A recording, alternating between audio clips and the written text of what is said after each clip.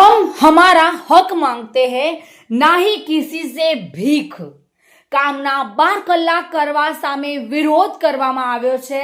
12 જેટલી પડતર માંગને લઈને મજદૂર સંઘનું રિવરફ્રન્ટ પર મહાસંમેલન યોજાયું છે।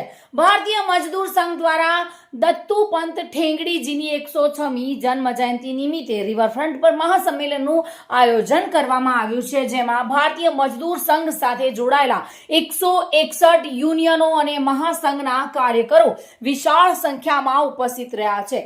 દરેક સંગઠન પોતાના પડતર પ્રશ્નોને લઈને મોટી સંખ્યામાં ભેગા થયા છે।